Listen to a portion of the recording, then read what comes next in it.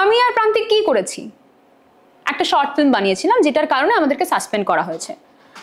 একটা short film, যে short ফিল্মে এই ধারণা, এই মানসিকতা, এগুলোকেই আমরা তুলে ধরেছিলাম যে কিভাবে সাধারণ মানুষ, নারী পুরুষ নির্বিশেষে। ভুল ব্যাখ্যা হলো? একদম আমার মনে হয় ভুল ব্যাখ্যা আমাদের তরফ থেকে হয়নি। কেউ যদি ভুল বুঝে থাকে সেটা তার সমস্যা, আমরা ভুল ব্যাখ্যা করিনি। হ্যাঁ, কারণ তৃণাঙ্কুরের সাথে আমি বলি, আমি জানি না ওর উপর কি চাপ ছিল, কারণ আমরা আমাদের সাসপেনশন নিয়ে কখনোই ভেতরে ঢুকিনি, কাউকে আবেদন নিবেদন করজোরে বলিনি আমাদের পদ ফিরিয়ে দাও, এগুলো করিনি। কারণ আমরা গিয়েছিলাম একজনের কাছে, গিয়েছিলাম নেত্রী ছাড়া কারো গায়ে যায়নি। অভিষেক বন্দ্যোপাধ্যায়কে রিচ করার চেষ্টা করেছিলাম, পারিনি, সেটা সত্যি কথা। কিন্তু আমি জানি না ওর ওপর কি চাপ ছিল, সেটা আমি বলতে পারবো না। কিন্তু আমি এক্সপেক্ট করেছিলাম, আমার expectation, I might be wrong, আর মানুষ তো এক্সপেকটেশন করে।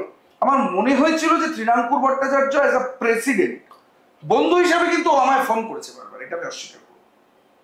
ঘটনার পরও ফোন করেছে, তারপরেও মাঝে মাঝে ফোন করেছে, বিভিন্ন পিকনিক বা বিভিন্ন জায়গায় ডেকেছে, অসুবিধা নেই। কিন্তু অ্যাজ আ প্রেসিডেন্ট আমি বারবারই বলছি, আমার মনে হয়েছে if I was the leader the thing would have been something different যদি এই ঘটনাটা আরেকজনের সাথে ঘটতো। আমি কিন্তু অন্যভাবে দেখতে, if I was the supreme leader in my organisation, সেটা আমি বারংবার করেছি। আর এই কারণেই তো আমি রোষের মুখে।